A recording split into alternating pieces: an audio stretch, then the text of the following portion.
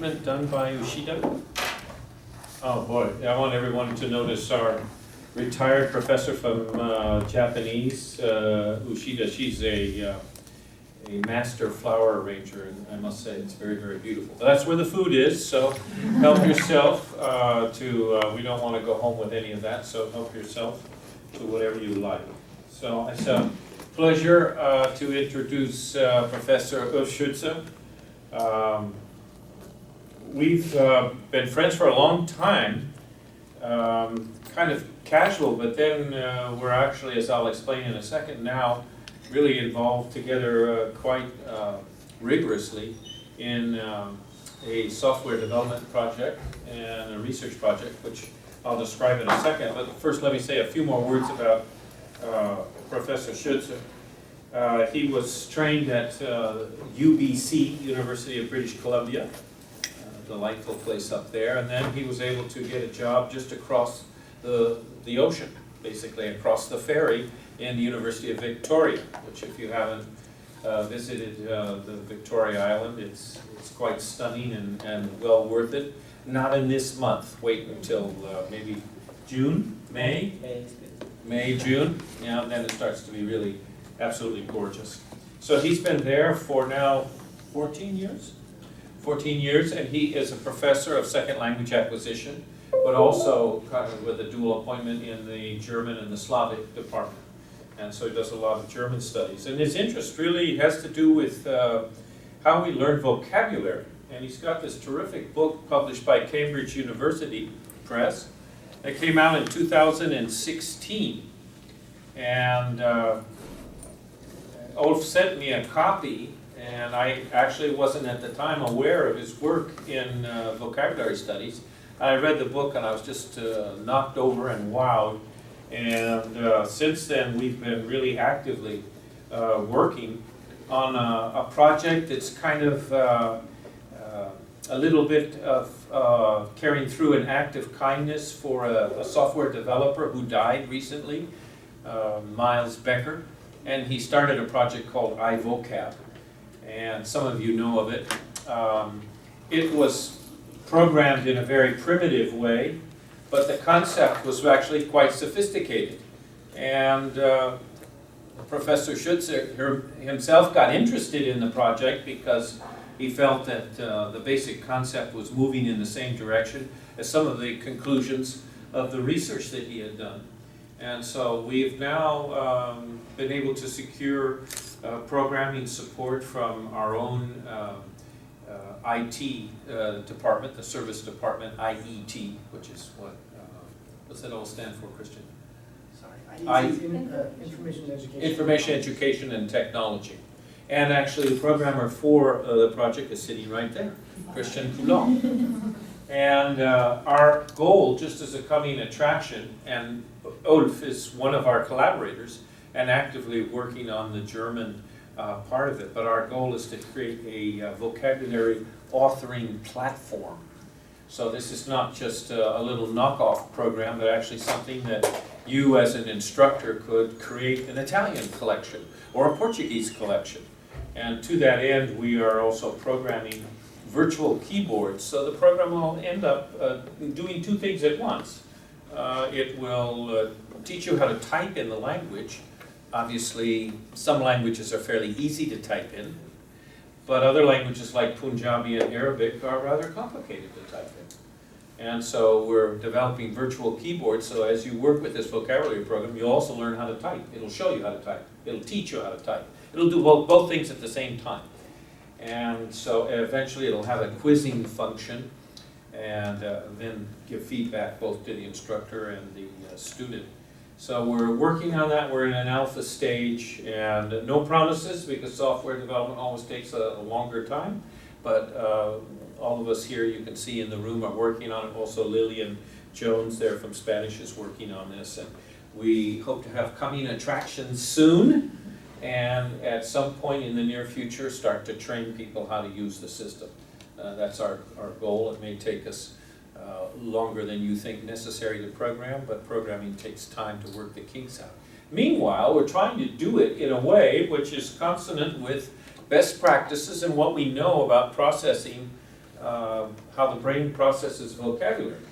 And Professor Schütze said, well, last time I was here I talked to you about a lot of things in the book, but since then there have been a lot of more research information, and so we know a lot more. And so today we're going to get an update, so please give a warm welcome to Professor Schütze.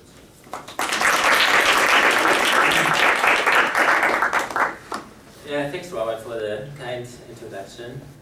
I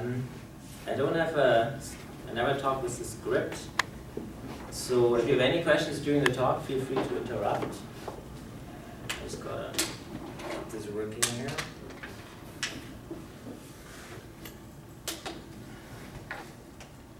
Yeah.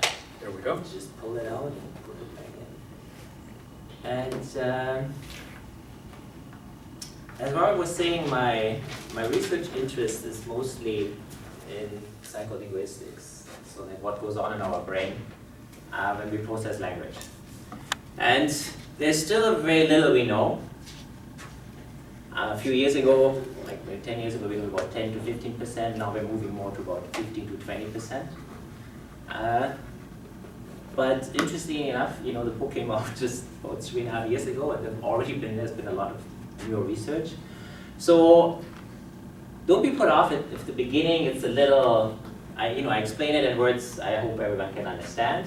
It's a bit more, but I have to give a little bit of the background before then I come into more practical applications of the research and how this applies to language teaching. Okay, so how language is processed. So not that long ago, if we look at our brain and this would be this view, so I will be looking that way, just to be clear on that. We thought, or many linguists spoke, that there's a language center in our brain that processes language, and that's it. The term was never really that accurate because we all knew that this is Broca's area that we use for speech production, mostly. Also for what's called the phonological loop, which is a subsystem that rehearses all phonemes, like all sounds, constantly. And then there was what used to be called Wernicke's area, which was for speech comprehension. And even though already in the 1970s we discovered that the loop actually has another system that you find in that part of the brain that is responsible for temporary storage. So basically it helps us when we have all these words coming at us with all these sounds, that we can put some words aside for a couple of seconds while we're processing others. So despite this, most people would speak of a language center, which as you can see is not accurate. It's 3 different areas in the brain, right? Which are connected, of course, through cortices. We also knew that, of course, you need to hear sounds, you just need the physical ability. You also need to be able to speak and coordinate your movement, so you have the motor cortex. And then at some point, some neuroscientists figured out that all of this is connected through something called the Sylvian fissure, which is kind of like a transportation highway. And it gives a name to this whole system called the perisylvian cortex. Or, in our terms, the language network. So it's kind of interesting that how 20 years ago, people still spoke of a language center.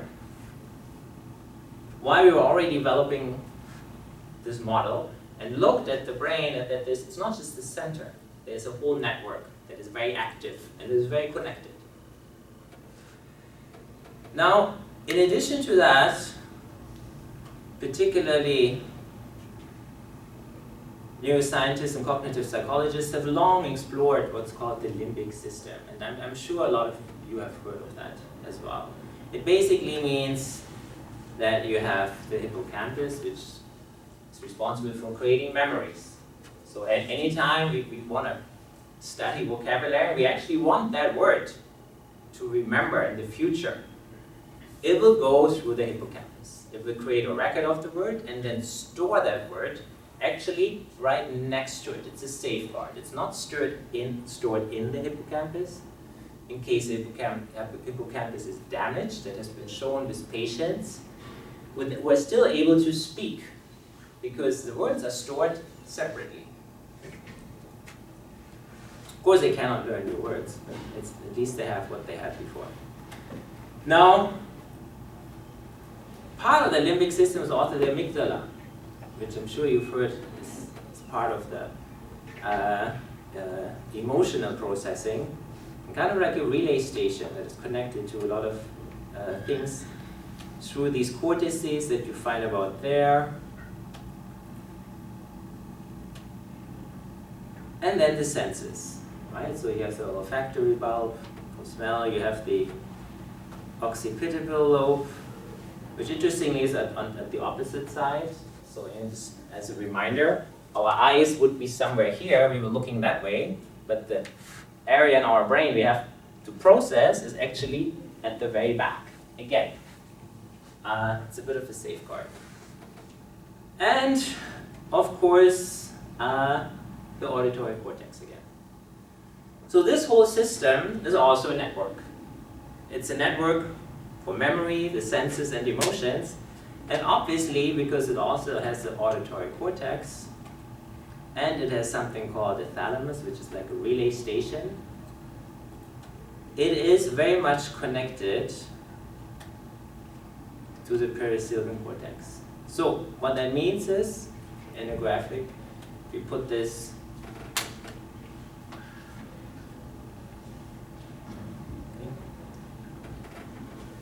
it means that our brain is very active when we process language.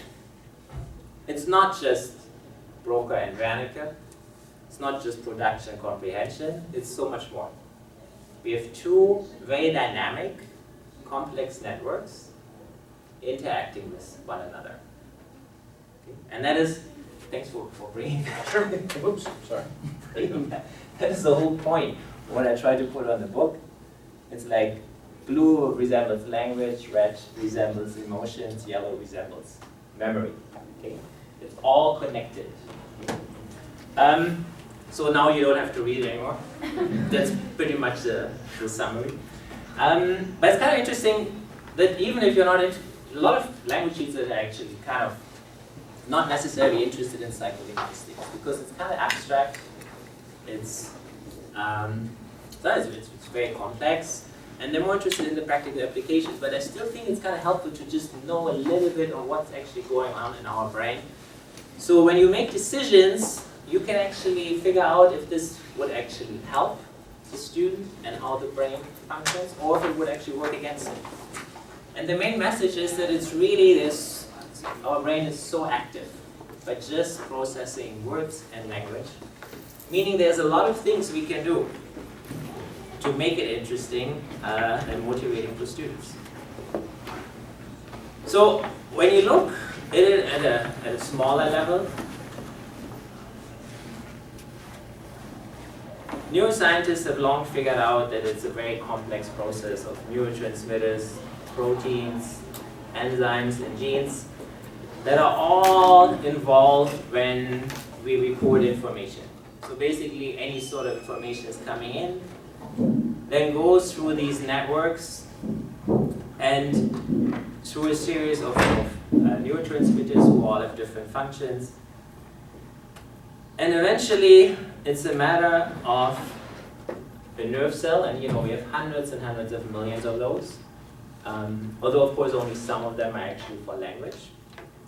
That contacts or tries to contact another nerve cell. Usually, it contacts a few thousand just to make sure that the signal is being received somewhere,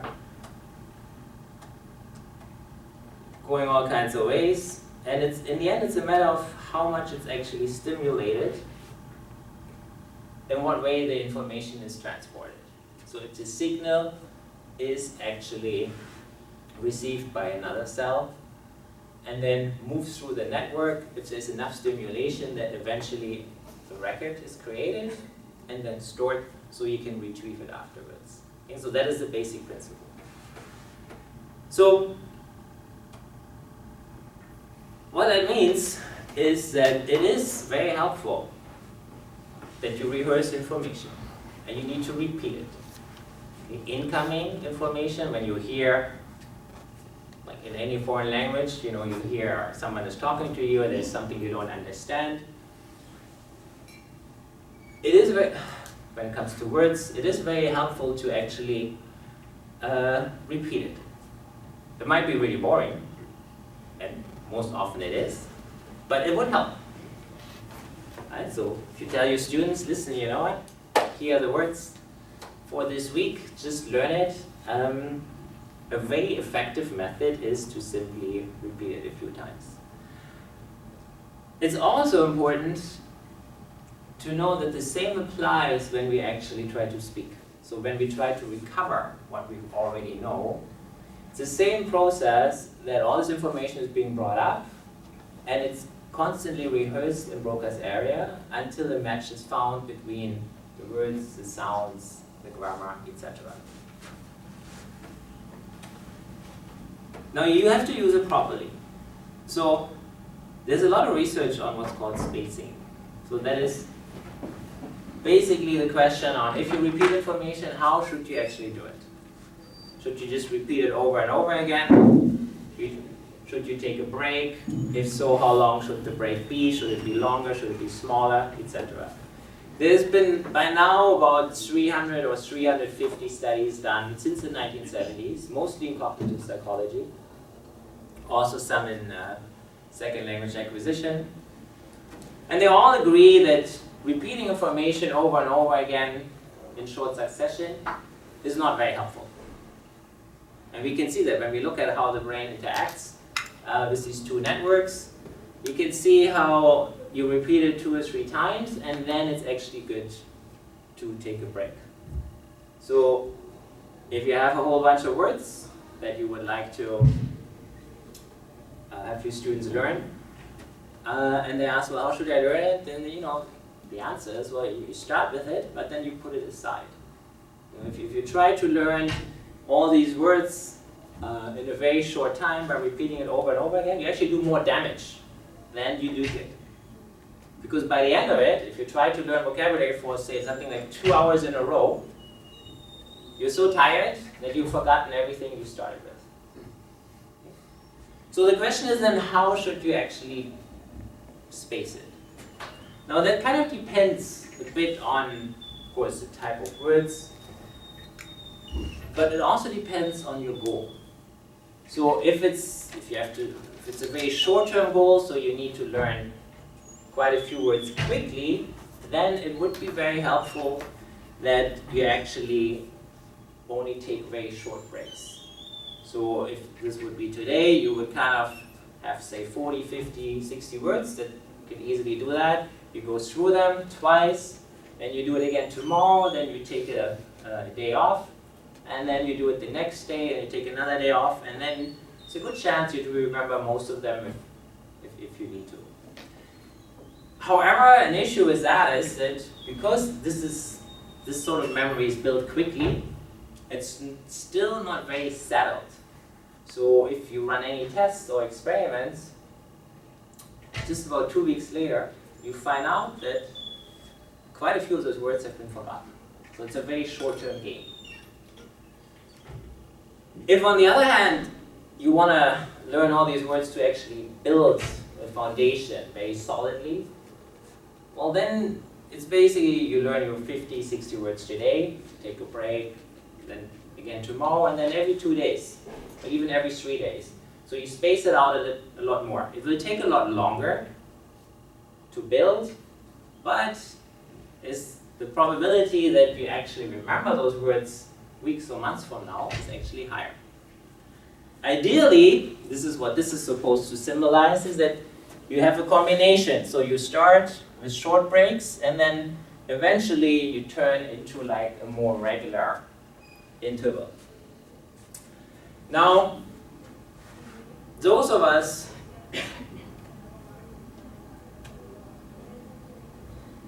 who are old enough remember the good old flashcard system. So basically, if you learned languages in the 70s, you would get a box, with a card. You could paint some had a picture on it, and you would learn a word, and then you had to flip it around, and then you saw the translation. At least that was a method used in Europe a lot, where every student in grade 5 is required to learn English, and then in grade 7 usually you pick another second language. And although that is a very simple system, it was very effective. If you knew the card, you put it in the next box, and then you could space it like in different boxes, kind of almost following this interval system. Of course, it was based on your idea if you actually knew the word or not. So there was a lot of possibilities to sneak and, oh, I actually know that word, so I can put it aside. But it is that same system, right? It's that repetition, but it's not just blind repetition, endless repetition. It's sort of kind of a smarter way of doing it. Now, if we look at this from a linguistic point of view, it's also good to know to just go into a little bit of detail. So here if you sentence ein Kaffee bitte, meaning a coffee please, and you break that down into all the phonemes, a lot of people think that's it. These are the phonemes that need to be repeated. Well, it's actually a bit more complex, because each phoneme comes with a note. And the note has a fast or a slow weight, depending on how that particular phoneme connects to the other phonemes in that particular word. So a phoneme is just not a phoneme. It comes with different weights. Okay? So basically, when this is recorded, this type of information also needs to be recorded. So when you bring up all those words to actually produce them, you actually not only know what phonemes to use, but to put them in the right order, depending on their weight, if they're fast or slow. So that's why this rehearsal needs to take place, because at a lower level, at a micro level, all of that, the more of that information that is recorded will help you when you actually try to speak. Because when you try to speak, you bring all your words up. Not just, in this case, if you know a bit of German, you would also bring up the word coffee. Or if you know French or Spanish, you would bring up all of those words. Then you have to figure out, first of all, what language I'm actually going to use. And then, what phoneme is going to match that. This is why sometimes you make a mistake, because it comes out too quickly. Right? It's called code switching. Sometimes it's on purpose, sometimes it's a slip of the tongue, and there's all kinds of interesting mistakes you can make. The important part, though, is that, and there's two different theories on how this actually works. There's one theory that argues that there's a timing signal that determines the exact order. Another one is just that there's a filter, everything has to pass through, and only the ones who are activated the most, meaning the ones who were recorded in the most stable fashion, actually make it through the filter. Those theories have been around for about 20 years, and there's something to be said for each of them. So one of the theory works for some scenarios, another one for different scenarios. But what's good to know is just that processing language is not just, like words or sounds. It actually goes into a lot of detail, which is why this rehearsal process is so important. Now, it also makes it clear that, it's, when it comes to learning or language learning, a lot of it depends on the type of words. Some words are longer, some words are shorter, then you have of course, the difference between nouns that are often come with like an image. Then you have adjectives and other things. So a lot of the studies I did was trying to figure out all of these factors that play a role. So this is just an example on like all the types of studies you do, or I did. So I usually worked a lot with beginners. So first year German at University of Victoria, where we have 6 courses every year, 4 in the fall, 2 in the spring. Then looking at these different intervals, an expanded interval, that is one where you have very short repetition in the beginning, and then it goes longer, and the uniform, it's very regular. Then a control group. Then you look at the difference between content and function words, nouns, emotional verbs. You weigh all those factors like the length. Sometimes you present. So students looked at these slides. Sometimes you just look at the actual words. Sometimes with images. Sometimes with sound, or with all three. So when you look at that, it's a lot of studies, because every time you factor one thing. So students will see a whole series of slides, like say 40 words, with with just all nouns that have a translation and an image with those intervals. Then next time you change it, where you actually add sound, then you change it, you take images away, then you make shorter words, then you focus on adjectives, etc. So it's study after study after study, so eventually you actually see a pattern. Okay? It's actually 7 years worth of experiments. Okay? What was important in that is that the actual design, that when students actually see that as input, they're not just seeing it, they also have to write it down to practice that. And then you have the pre-post test, where you not only just test right after, but like 2 weeks later or months later. And then when you find something, then you have to repeat the whole thing, and for reasons of validity. Now, what turned out is that certainly content words need not a lot less repetition. What was also turned out that emotional words, or what we think is emotional, like a word like freedom, for example, the way it was presented there actually did not render any sort of difference to like a word like bicycle. So I ran several studies on that, and I was quite surprised. When you look at how the brain actually, the language network interacts with the limbic system, you would think that emotions play quite a role in this. And while all those other factors sort of checked out in the sense that yes, nouns need a bit less repetition than adjectives, for example, and content words need less repetition than function words. And in the context of our university, where students usually come who have never learned foreign language before, who have no input to German except when they're in class, which is only 3 times a week for 50 minutes. It turned out that they need at least about 5 repetitions in order for the words to actually stick. Which also means that this really depends on the situation, right? In other places in Canada where they have strong German communities, it could probably be less, because students would have more contact. If you would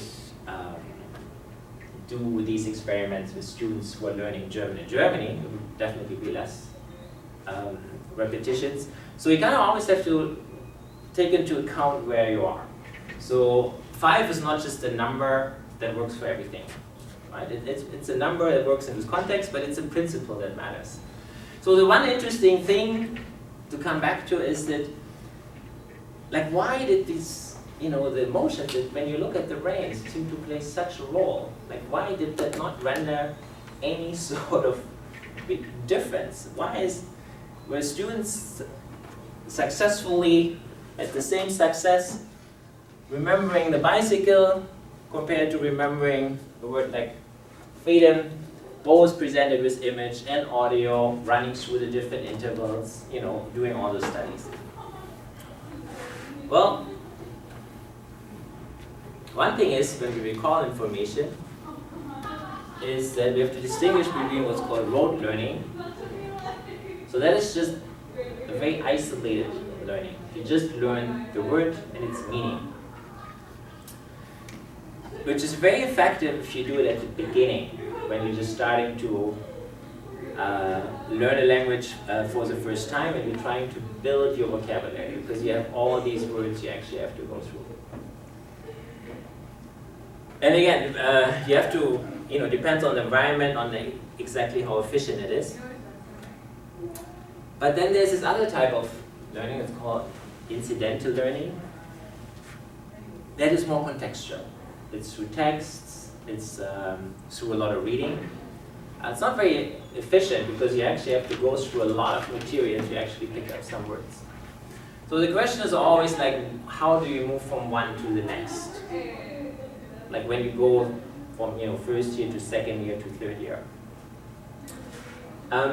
And when can you actually start producing longer sentences?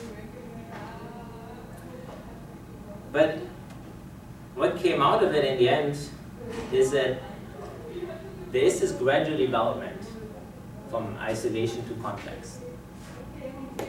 So this whole connection between all the phonemes we have and the lexemes needs to be practiced over and over again. And the factor like emotions or senses really only comes into play when you have a bit more of a contextualized learning. Like through reading, through storytelling, playing games, etc. So when you remember the slide with the stimulation, an actual slide, or just telling someone like an emotional word by itself, even associated with the picture, is actually not enough stimulation. That would create a shortcut where you only have to hear that word once or twice and you already remember it. So you actually have to do more. And that's also good to know, right? So you have to try to create a context that actually helps learners and students to actually associate and have more stimulation, which then eventually helps them recall, making a record of their word, storing it, and then having the word available in the future. So mostly I work with adults, so it's like first, second year university students. But when we work with adults, it's always good to look at like how did we actually learn a language as children. Okay. So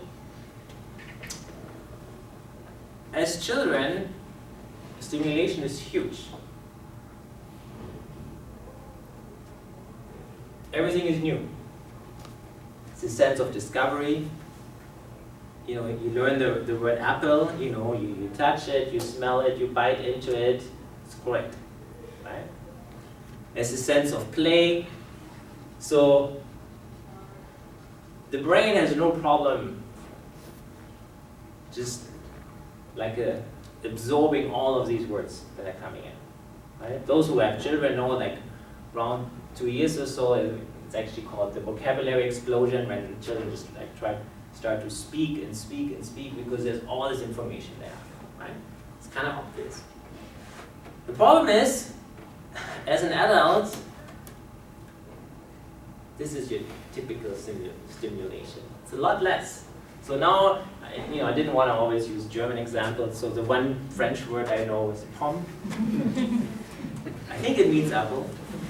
Well, actually it's pomme de terre, isn't it? Yeah. But basically, this would be a first-year student at a university going like, oh great, French word for apple is pomme. It's not a lot, right? So that is the issue. Because it's not just the language network, it's not just the linguistic side that needs to be recorded. No, it comes with that interaction to the limbic system that you actually also need the senses. Right?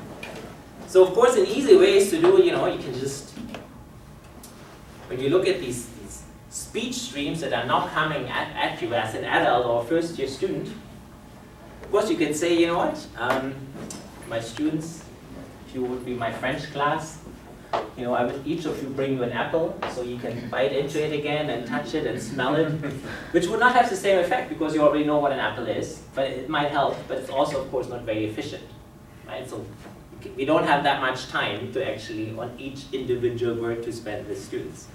But I think you sort of get the picture what the problem in most people's brain is when as an adult you try to learn a language. There's just not enough stimulation because there's not enough discovery or play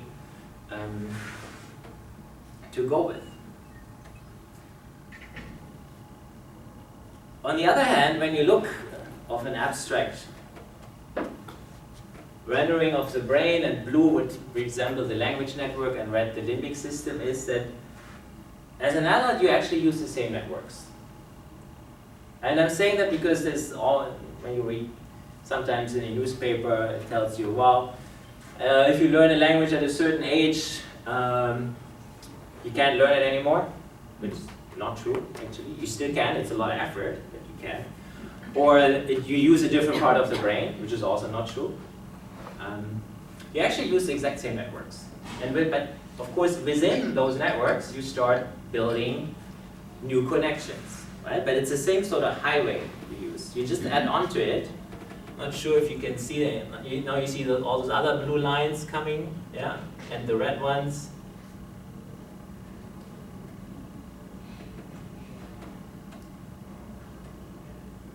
So in a way, you rewire your brain, but not in the sense that you start developing new areas. You actually use the same areas and the same networks. It's just within those areas, now you build more. You build more connections. Okay?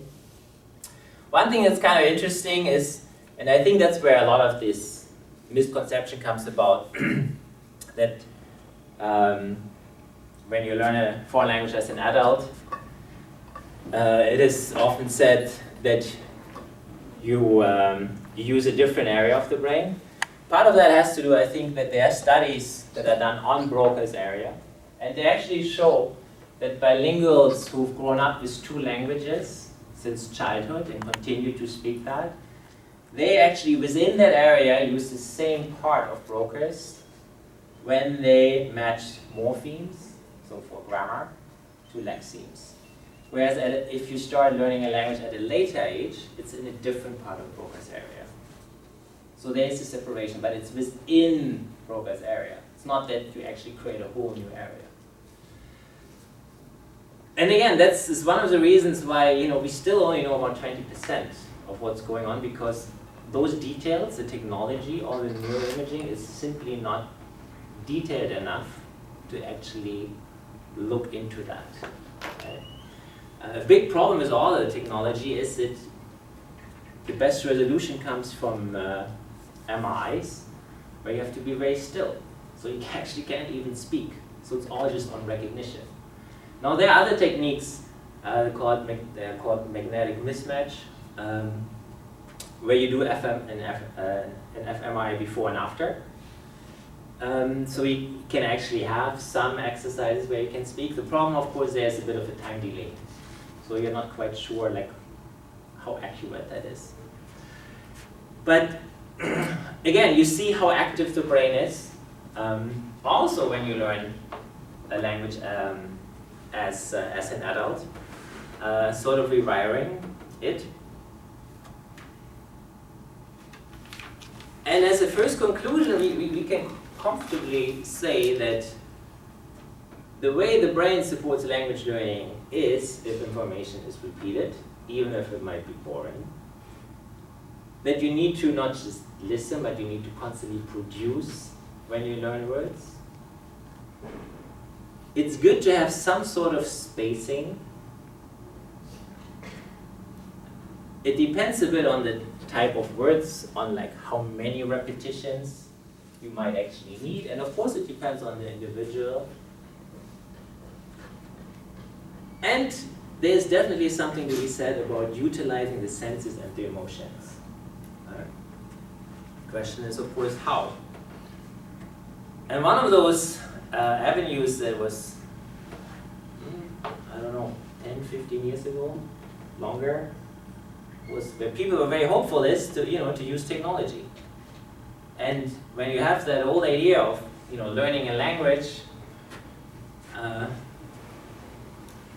to go to Paris, sit in a cafe, being able to speak French, so you have a goal, you're motivated, which is also not very practical for lots of students, of course. That you actually use language to bring Paris to you, right? You bring it into your phone, and that motivates you enough, to learn language, etc. Does that work? Has anyone of you tried learning a language with like any gadget? Duolingo. Yeah? Yeah, me too, actually. Tried to learn Spanish too. Didn't work. Big drop-off rate, big drop-off rate. Yeah. Does anyone know when the drop-off rate starts using these apps? Any idea about how much time? 2 weeks. Yeah, 2 weeks. Yeah. On average, that's when it starts. Most people last about 6 weeks. And that's kind of disappointing, right? It's like there was a lot of hope in you know, Like ice cream flavors. using the technology and thinking like, you know, we know that we can use the technology by repeating and reviewing information, and because that is in line with how our brain actually works, right? So what is the problem? So why is it not working? So why are these studies telling us that learners often give up before reaching their goal? Why are people saying eventually if you want to learn a language you usually speak to a human being and not to your phone? Of course in your phone you can have a human being, but that would be one-on-one tutoring. That's not what these programs usually do. Interesting enough, the person who said that was the co-founder of Babbel, one of the largest language sites, originated in Berlin in Germany in 1997. They claim they have 1 million new users every year. So it's a multi-million-dollar industry, probably hundreds of millions. And he actually said that in an interview last year in spring that was published in The Language Educator, which is a publication from the American Council of Teachers of Foreign Languages. Yeah, I think so. And the question is why? When I read that, I'm like, okay, why did he say that? First of all, I could have told him that like years ago. Or he could have read my book, which he probably didn't. But then I'm like, okay, why did he actually say that? Because he's sort of shooting himself in the foot, right? He's shooting his company in the foot. Well, I'm pretty sure they're working on something. And they're probably working on something that has to do with virtual reality. That it will try to come with like a chatbot or something else that will look like a human being, and then he can say, oh, look, now we have a human being in our program here, which is of course not a human being, it would be AI. The interesting part about that is that although there's a lot of hype about virtual reality right now, when you look into that, it's also a bit stalling, and it's stalling again. There was those, again, who are old enough to know there was a lot of hype in the 80s about it, and then it turned out the technology wasn't quite there yet. And when you look at so-called chatbots, and you look at their speech recognition software, it's only about 70% accurate, which meaning it's useless for foreign languages right now. The biggest problem, of course, is that when you look at these other things from Amazon or what's called, who is Alexa? Who's doing that? Is it Amazon? Alexa. Yeah. Of course, their whole point is, the programming is, that it literally understands anything you say. Right? It's just trying to pick up, no matter how bad your pronunciation is, or what accent you have, or if you're completely drunk, which is one of their commercials, where someone is, at least it's a commercial in Europe, someone is coming home completely drunk, I couldn't do that in the United States. tells the phone, open my door, because the house is smart, and the door opens. Yeah, but we don't want that in foreign language learning, right? We don't want our students to just mumble something which we don't even understand, right? So that is where the problem with the speech recognition software is. And this is why I think he was a bit over-optimistic making that statement in the sense that he thinks he will figure that out in the next couple of years. But back to the problem. So why is it not working? So there's a third network, and this is relatively new, and it's still a bit unproven. And so when Mauro invited me, I thought, you know, this might be a good opportunity to actually talk about that in some detail. So just not even 10 years ago, cognitive psychologists, particular those working on a memory thought that there's this one area in our brain. So this, again, I'm looking this way, right? So this would be right here. In the prefrontal cortex, that would decide if any sort of information is going in or not. So everything I showed you before or until now was when information is already in the brain. So this whole interaction between the language network and the limbic system. Right? That is, the information has actually made it into the brain and is now being processed. Okay? That is what we know and where we have evidence for and where we can draw conclusions and develop methods. But why does some information get in and some doesn't? And apparently when we look at our phone, a lot of information does not get in. Maybe just very briefly, but it doesn't stick. So only a few years ago, not even 10 years ago, the conception was there's this one area in the prefrontal cortex, particularly the dorsolateral prefrontal cortex, that directs, divides, and shifts attention. So everything has to go through there. Studies on working memory spoke of the so-called central system or the central executive, like making executive decisions. Although no one actually knew exactly how those decisions were made. Well, we now know that it's actually connected to another area, which is just called Brodmann's area 46. So if you divide the brain into different areas, it's all been numbered for a long time. So this would be number 46. That also plays a role, and this actually plays a role when you have to discriminate information. So running interference or blocking interference, which is huge in language learning. You have too much coming, so now you have to not just pick one, you actually have to block something and put it aside. Okay? In addition, there is this other area, also in the prefrontal cortex, called orbifrontal, that is now generally agreed on has a lot to do with decision making. Okay? So it's not just one area, it's three. To make things more interesting, you also have this area at the opposite side of the brain, the so-called posterior parietal cortex, which is where visual and spatial information is processed. But guess what? Now you have another network. Unfortunately, we still know very little on how exactly the interactions are. Also, the neuroscientists, they've sort of figured out which neurotransmitters play a role, but there's still a lot of research to be done. But it's kind of interesting on how we're now moving, similar with those other networks, towards a system where it's not just one area, there's several areas, and they're connected.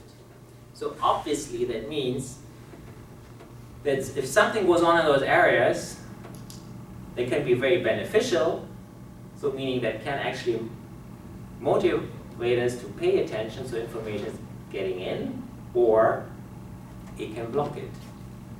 So this is just called a neural network for attention. Right? Now to make things even more interesting is, there's now an extended neural network for attention. Because apart from what I just told you, when information is coming in through the prefrontal cortex and going through the spatial and visual area of the brain, it also goes through the motor cortex, the auditory cortex, and this, if you remember from the other slide, this is the occipital lobe, like for actually seeing things. So the interesting thing about that is, until recently, most people thought it would have to go through the thalamus, so the relay station, which is kind of interesting because that is the relay station that goes through the limbic system and the language network, right, the peripheral cortex. But there's also now some research showing that it's actually, these areas can actually be contacted directly. Okay? So that would be a shorter way of doing it. In addition, our language network, Broca, Wernicke, and the loop, can also be contacted by the prefrontal cortex directly without going through the thalamus. Most of all, the so-called anterior cingulated cortex that has a lot to do with the amygdala and is certainly sort of the mothership of the amygdala, so steering emotions, is definitely involved. How exactly remains to be seen. So that there's still a lot of research to be done, and the neuroscientists and the cognitive psychologists, they're still sort of disagreeing on a lot of things, but they're all moving into the direction that, guess what? There's this whole extended neural network for attention. And like the other two networks, it is very much connected, and it is communicating directly to those other networks. So now we have 3 networks. Okay. So knowing that can hopefully help us looking at technology and how to use it in the future.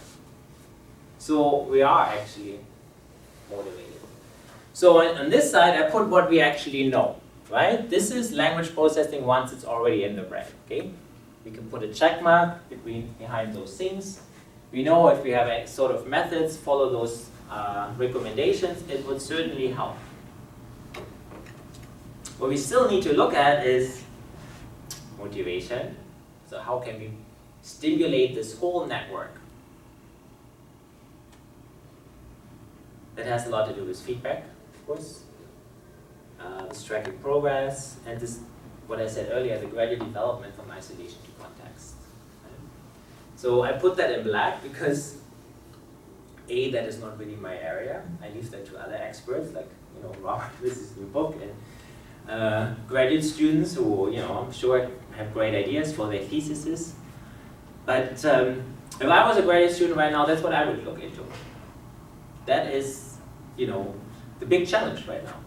Now that we know there's this whole network, even though we don't know all those details from the neuroscience perspective, I mean, we are linguists. We are applied linguists, or we're language teachers. We can leave those details to those other disciplines.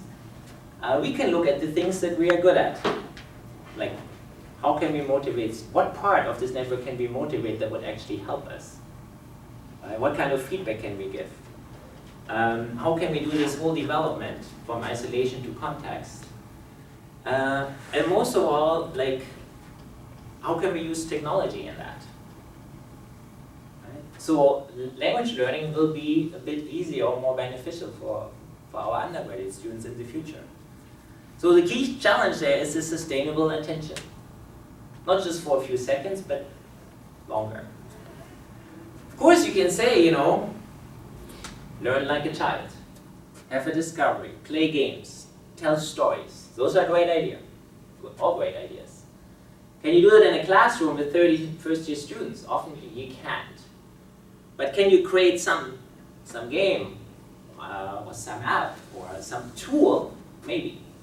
If you're creative, if you're artistic, if you have a great idea, that might actually help. Right? There is this whole thing that essentially, when it comes to language learning, there is our fundamental need to communicate. That is evolutionary. The reason our species eventually outran all the other species, like the Neanderthal or the other, what was before Homo sapiens? Cro-Magnon. Yeah, Cro-Magnon, or there's another one, Homo. Denisovans or something like that. Yeah, and from Australia. yeah, and there was one in Europe, Homo erectus. So what they did is they already had tools, etc., but they never developed over a certain stage. So they were using the same tools for hundreds of thousands of years. What our species did, Homo sapiens, is eventually they developed social learning, which is what was his name? Mark Pagel, who's actually an anthropological linguist, called the problem of visual theft. So basically, one of our ancestors looked at another ancestor who was good at making tools, copied it, and was also making the same tools. This eventually created a lot of conflict, right? Because people were just stealing ideas. And so there was two things about 200,000 years ago with our species, which was either we could go to war with one another, or we could actually start to cooperate and share things, which is what happened. And for that, our language became more and more complex.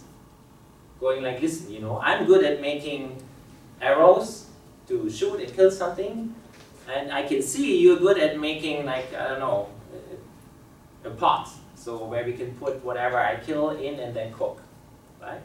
So it's that whole idea where our fundamental need to communicate, when you talk to like an anthropological linguist, evolved and actually made us a superior species. So this whole language development became a matter of survival, right? So keeping that in mind, where are we right now? Is that we can use technology, certainly, to support language learning. We already know how to do it when once the language is in the brain. But the question is, like, how do we actually get it into the brain? And I think it's really helpful to consider the three networks. I know it's a lot of the study in second language acquisition or linguistics. You look more at like social factors and cultural factors and all those things that are very important. But I still think it's just helpful to know what could potentially assist rather than working against it. So once you have an idea for a study or a tool you want to develop, you know, it might be a good way to just look at it, okay, if I do this, and these are the networks, particularly now this new attentional network, would that actually be supported? Could there be one part of this network that could be stimulated, so that will then actually create a situation where more information goes in, or not? Okay. And that's kind of actually my conclusion. Yeah.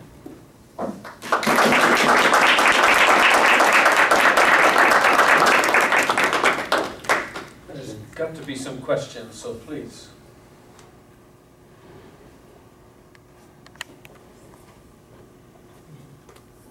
What do you think about animations and stimulating the attention? Mm-hmm. By the way, you know, your idea of bringing in, you know, the brain system of attention, it seems also very cognizant with some of the common sense advice that we used to get from Dick Schmidt, right? You know, unless you pay attention, you're not going to learn. You can't learn without paying attention. I mean, there are many other cognitive factors, but now that you're reminding us that there's a whole system of attention, and it does blocking as well. Yeah. And So one of the things with like animations or playing computer games or with virtual reality right now, where you put on a headset and it seems very real, is that there's a practical issue with creating any sort of game is hundreds of millions of dollars, literally. But it could be, I was thinking even smaller tricks that are not terribly sophisticated, but we are very sensitive to movement on a screen. Yeah. Even if it's change of font or change of position. All right. You know, just so that we don't become habituated and fall asleep. So one of the things would be to start small and not try to come up with like this fancy computer game that would take years to develop. That would be very expensive, and where you also have to be a bit careful that if there's too much imagery, etc., then you run Too much stimulation, you run the interference again. You still need to give your brain a bit of a break. So if you just overwhelmed with it, you're reaching the opposite effect. Yeah. So starting small, with like small little stimulating things would certainly help. Right? That would be a good project for any sort of study experiment or thesis, for sure. Where do you see the limits of what Miles had in mind? You know, some picture that elicits an emotion, and then some word that matches the picture, Yeah. and then flip through that like through flashcards Yeah. from students. Yeah, I think the basic idea there is great. Mhm. Imagery is always good. Sound is good. Keeping it simple is good too.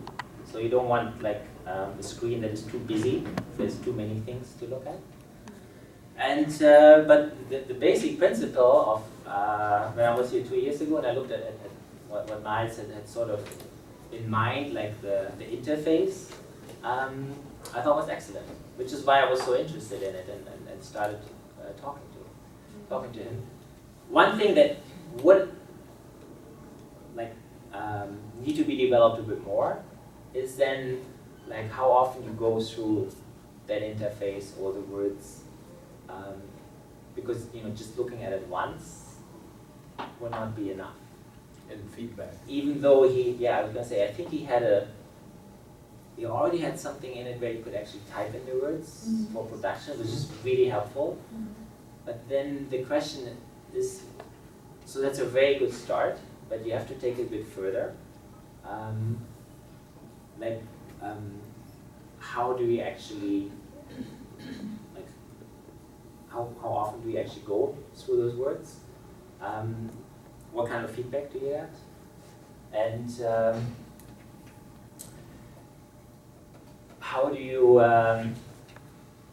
contextualize it a little bit more? So that is one of the biggest challenges. Like you have all these words, and it's very effective, to just go like word by word. It's very boring, but it's effective. But at the same time, then eventually you move on, and you need some sort of, you need a bit more. You need extra sentences. Then again, you can't tell a lot of long stories because the first-year learner doesn't have the word understanding all those stories. So it's a very tricky balance, and there it's also very fascinating because if you have like a really good idea, it's a bit like where less is more, where you can create a simple story with words a first-year learner would know. If you manage to do that, I think that would be amazing. Personally, I don't have that creativity. I'm more interested in theory.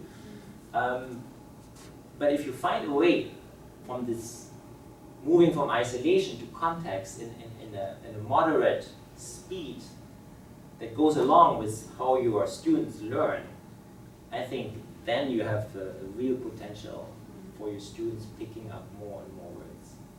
Did he have a function in his vocab learning thing where you could maybe then actively categorize the words into certain categories? Like you're flipping through his picture flashcards, right? And then you plug them into, I don't know, kitchen vocab, clothing vocab, or whatever it is. I don't remember. It would be certainly good that you can create. You can make your own list, you could. but it didn't do that for you. There was no Because then you'd mechanism. be forced to think of the word in the context. Yeah. Yeah. But I'm thinking, when we say feedback, a lot of people think, oh, something very complicated. But I think, again, relating to the attention system, we're pokers and pinchers, as people. We poke and pinch things. We want to see it do something. And sometimes the feedback can be fairly minimal. But we do want to see, we want to poke it and see it do something. And then our attention is maintained, and obviously if you're giving some type of linguistic feedback that helps you actually learn the language, but it may not have to be, something that is along the line of, a replicant, a robot, an AI. It could be much more below the level of It could AI. be something It small. doesn't have to be Right. AI. And I hope that I think most of you have grown up with like smartphones, etc. That some of you have great ideas on how to do that. Personally, I don't. I did not grow up with all this technology. I use it, but that is the tricky part. You know, finding something small that is effective, and then go with that. Then again, it opens up a lot of possibilities for research in the future. I remember when I was a grad student, I was often like, oh wow, everything has already been discovered. But no, not at all. we know about just about 20%. So the other 80%, which I don't know how long it's going to take. I certainly won't see the end of this. So there's a lot to do.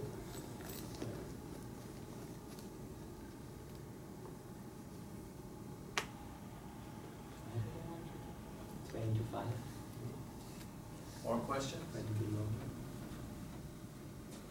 Well, there's a lot of words to learn in a language too. That's a So problem. you're not just going to pick that up from reading. And so we need to keep thinking about this. We need to keep working on this because the amount of words we need to get our students to learn is quite overwhelming. Right? And so that's the challenge. Even if we get bored by Duolingo, we have to come up with something else within the context of our programs, Yeah. our language programs that will keep stimulating, keep moving the students on, because if we do nothing, well, they end up with really an insufficient number of words necessary to make progress. So, well, this was been a very fascinating talk, and I will assume that some of the silence is because everyone is chewing on the thoughts. And there is certainly food to chew back there, but let's give Professor Schütze a very thank you.